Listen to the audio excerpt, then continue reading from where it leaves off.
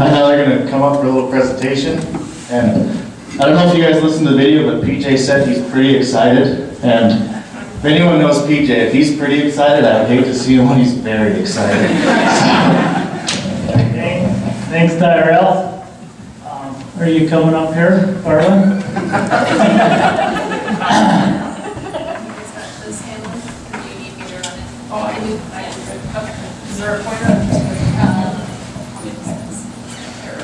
So this is about the second time I've ever talked to a group of people this big.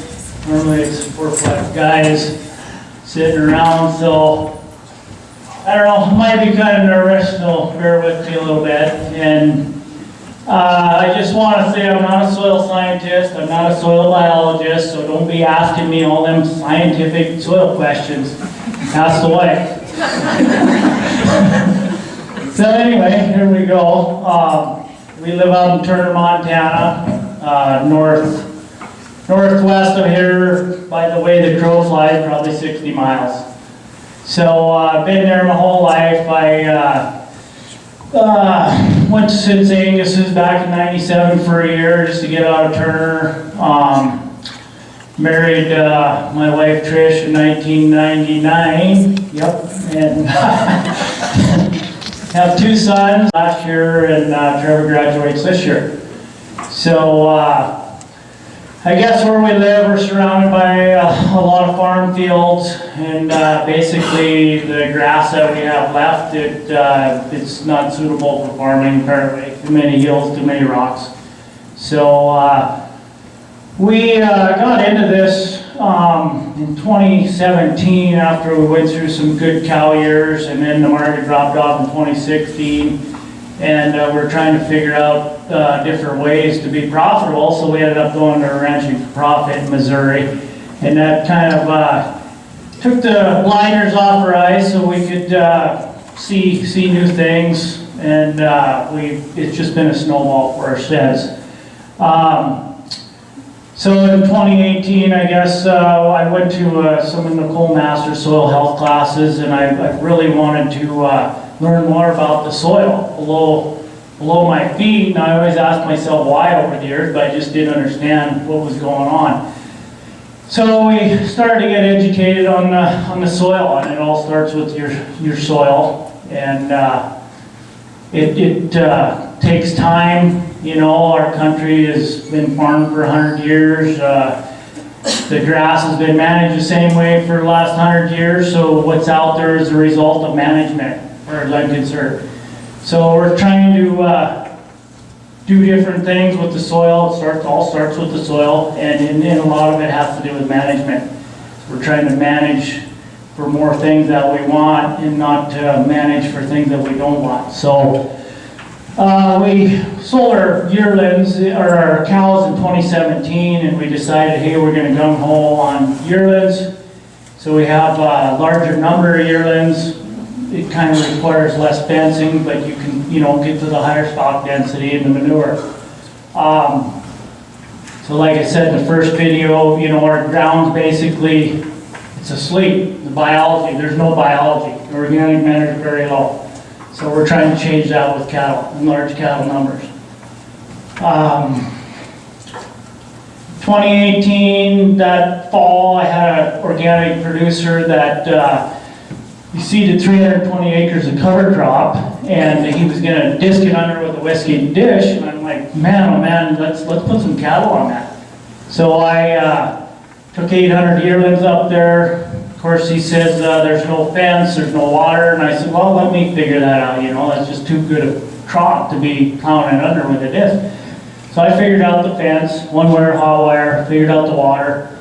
Took 800 yearlings up there, 6 miles, grazed it down, awesome feed. Got the grazing for nothing. Saved him the time and the diesel fuel to plow it under, and it got me hooked on cover crops.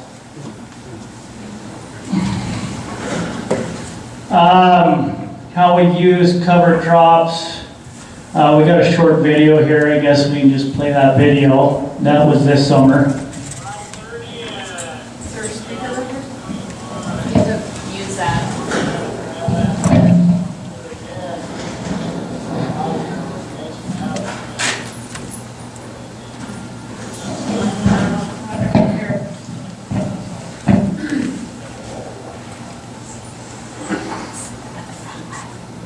So this was this summer, and this was in, I believe, the first part of August.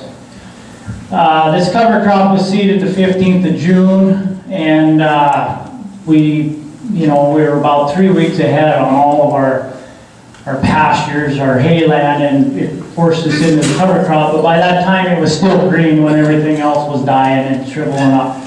So we used that cover crop to fill in our gap in August and September, to keep them cattle gaining, put some weight on them. I guess this was on our own ground that we have leased out to an organic farmer, and it's been a win for us. And he's trying to, improve his soil health. I guess one of the big things that I look at for an organic farmer, they still like to plow. And when you're trying to build soil health, the plow is just devastating. Everything that you're trying to put in the ground, and then you go and he has to do what he has to do, but because he's not spraying. But it's just kind of, we're not quite there yet, just because he does have to plow it to control the weeds, and that's just devastating to the soil biology.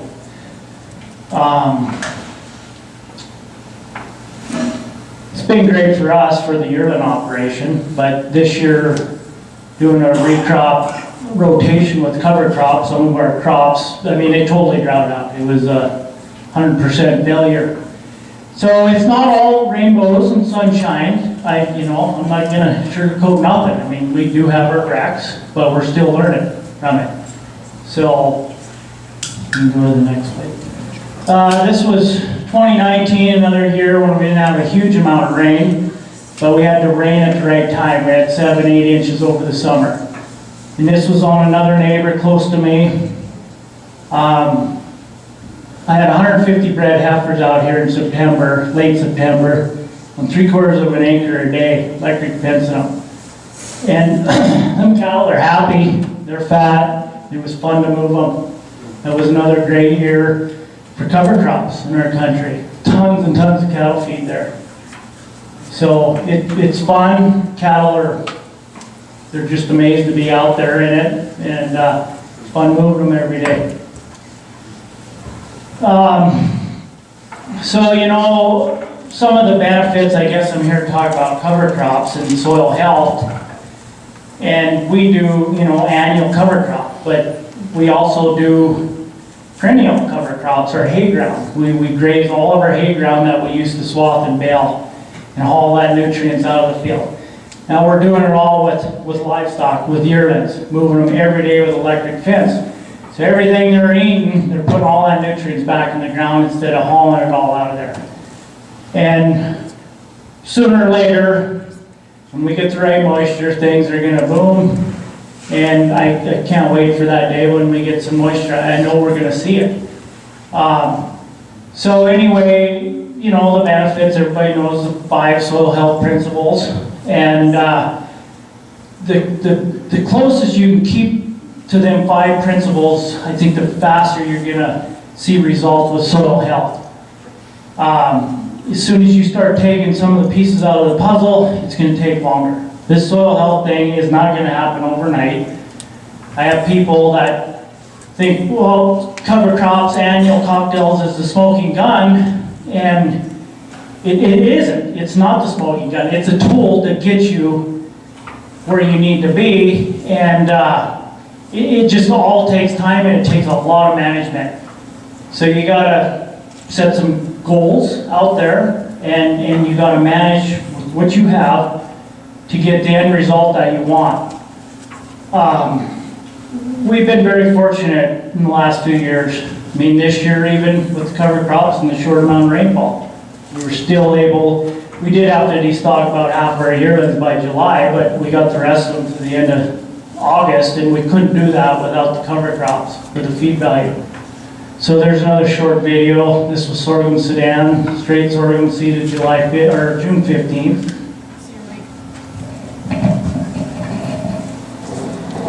Yeah, I just pulled this sorghum out of the ground.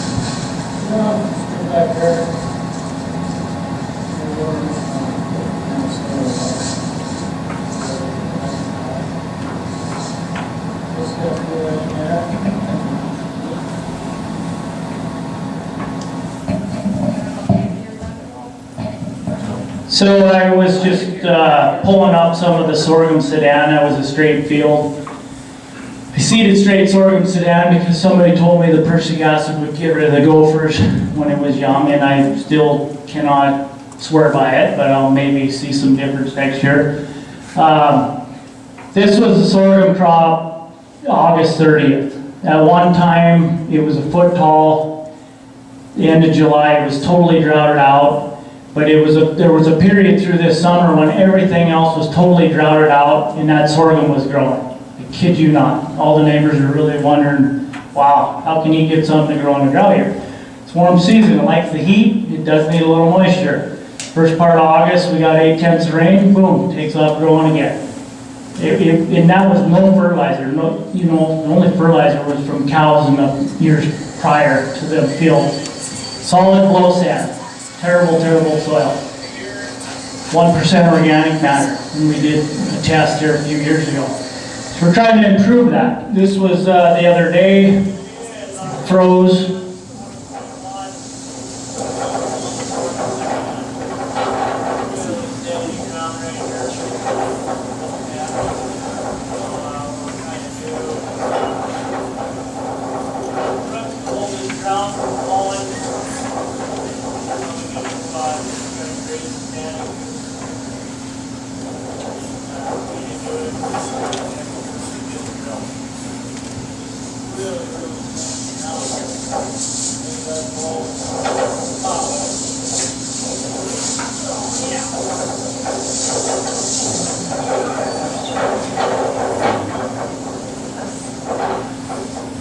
So everybody that drives by there says, well, why don't you hay that and sell that for hay? Hay's worth a lot of money. Like, okay, been there, done that, I hay that off, and if we don't get any moisture all winter, that thing will be blowing so bad, the fence lines will be buried. I've had it happen. So I want to graze it standing through the winter, and the best I can, and I want to leave all that cover on that soil. I mean, that's what you have to start. You have to armor that soil and take care of it. The biology, it'll come. If you build it, I believe it will come when the timing's right. You get the rain, it'll come. But you have to have cover on that soil at all times. Cannot have bare soil. These were just some daikon radishes in a mix a few years ago, and you can see how bad the soil compaction is in there. That radish started growing sideways because there is some compaction issues.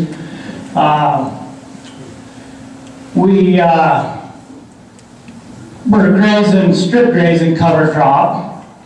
So I'm just moving down the strip every day with electric fence.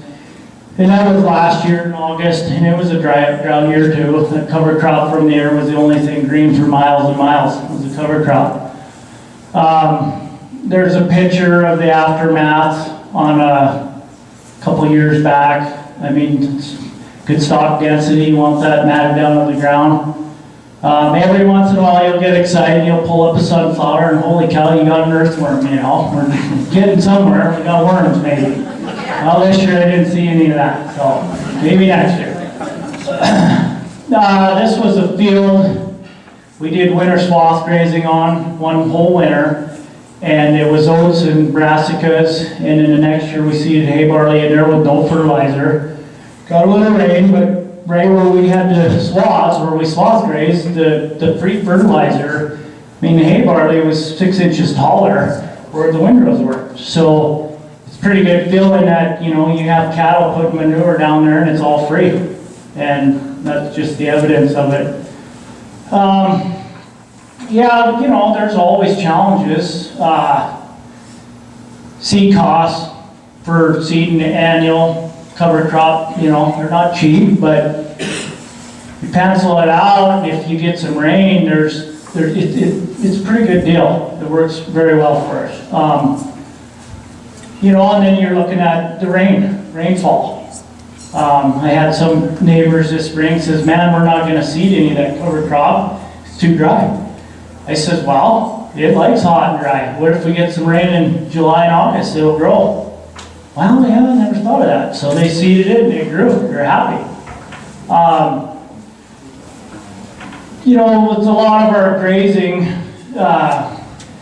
So we're coming off our native range, May and June, and we hit our hay fields that we normally used to hay. You can see that was swathed. The hay was drying out so fast this year with the heat and the grasshoppers. I had to lay it down, windrow it to preserve the feed, and then we just grazed the yearlings right down the windrows with electric fence. They ate every bit of it.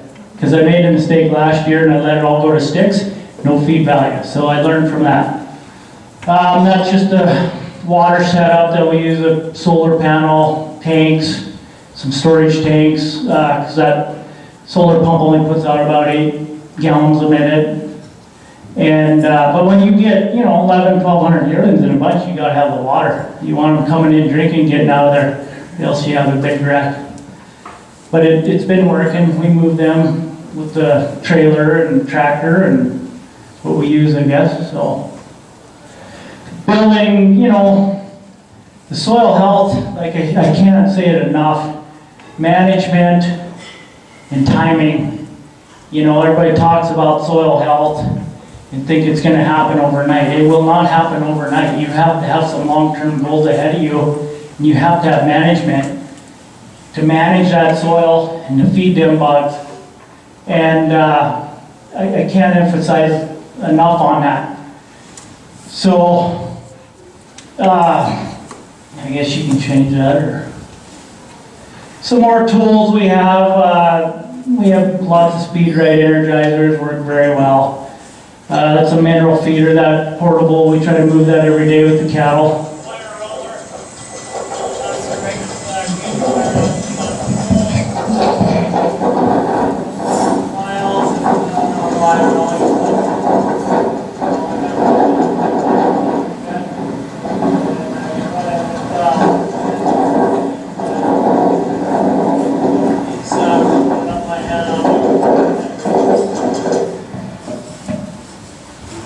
So I buy that cable wire in 2-mile spools when we're doing a lot of strip grazing on a neighbor's field, and thought to myself one day I had almost 10 miles of that strung out on pigtails, and I'm like, I'm not rolling that up by hand.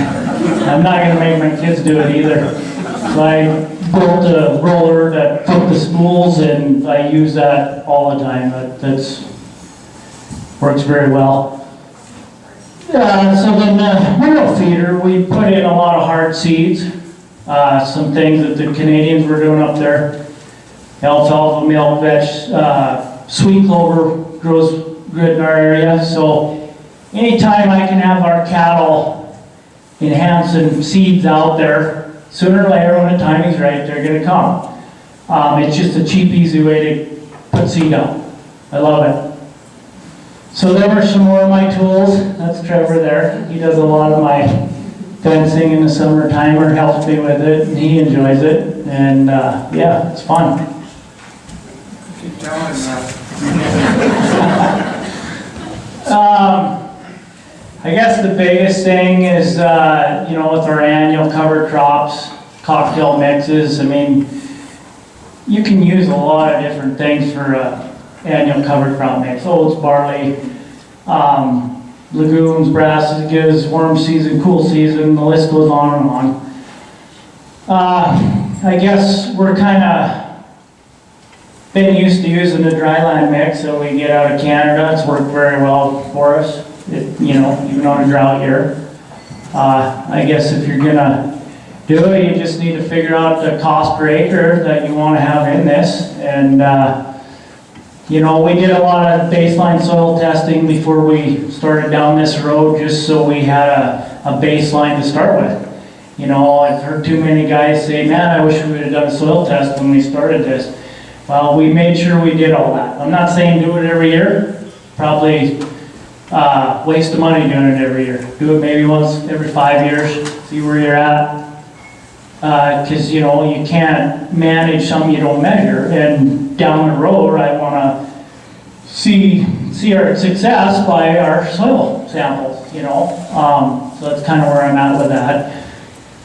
Long-term goals, yeah, follow up on your soil test down the road. We're trying to get to where we can you know, I'm not against using a little bit of Roundup for weed control. If you're gonna spend 20, 30 bucks an acre on cover crop, you gotta control some of the weeds or else they're gonna overtake your crop. But I'd rather way do that than put a plow in the ground. Because every time you put a plow in the ground, it's just uproot. All that organic matter turns to dust and she blows away. So, you know, that's one of the soil health principles, zero soil disturbance, and I truly believe that's a big one. I guess remain focused on the soil health principles. You know, there's 5, I think now there's 6, but I put on there, you know, you build it, they will come, and they will. But you have to do principles of soil health, cover the soil, all that, and eventually when the moisture gets here, that biology will show up. I'm a true believer in that. It might take me 10 years, but that's my focus and my goal to get to that. So we can get through drought years like this. Every 1% increase in organic matter, that's 20,000 gallons of water holding capacity in your soil. That's a huge deal, especially in our area. So, of course, I got Tyrell down there. You know, when you're doing a lot of this cover crop, you get some snoopy neighbors, and he's over there pulling stuff up. But he's excited just as much as I am, and we're all learning. And it's fun to see the younger generation really starting to look at some of this stuff, and they're just as excited about it as I am. This was in a hay field. I've been in the hay for 30, 40, 50 years, and so I had a neighbor skid steer over there, and I started digging around because, wow, it's enough badger holes out there, you don't notice another big hole in the ground, but you know, it's interesting to see when you dig in the dirt and just kind of understand what's going on under there. And there's a lot of old alfalfa taproots in there, but you know, you're looking at the top 2-3 inches of that soil, and it's starting to, you know, have some carbon added to it. Been intense grazing this for what, the last 3 years, I guess. Had sorghum on there this year. So you just kind of got to look, see what's going on down there once in a while. We used to put up a lot of hay, and a couple of years ago I had to swath some stuff and hit a badger hole, broke the wheel off. I'm like, why am I even out here with this swather? You know, it's just making me mad. But so anyway, that's that. So. All right, we got time.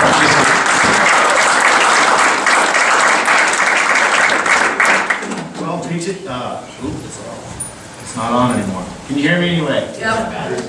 We got time for a couple questions. PJ likes to talk, so let's take a couple questions and save them for an hour later. You can with breakout group session. But Martin, if you want to go ahead. PJ, are you seeding most of your cover crops with a disc drill? If so, what's your spacing? No, everything we're seeding right now is still with a hoe drill. Nobody in our country has a disc drill. I want to get to a disc drill because eventually I do believe a disc drill will work versus the hoe drill. And if you start leaving a lot of cover on top of the soil, you're going to have a disc drill.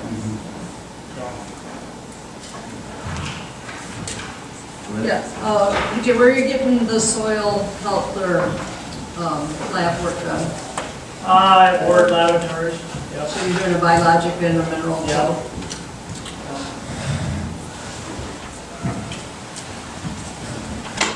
Any other questions? I got one, Tyrone. Oh, go ahead. I was just wondering, do you keep the yearlings year round, or you're selling them? Or No, is it we bring them in April and May, and they're out of there by September. And that was one thing this year that was really a benefit to having yearlings is it was early on, like after those yearlings had been there even just a month, we knew we had to start destocking already. And so we were able to do that through the summer. We'd sell 400 head at a time just to get to the point where we knew we had enough grass to get to shipping day. And that really was the beauty of having yearlings, or at least to have a flexible herd, you know, to be able to something that you can downsize quickly.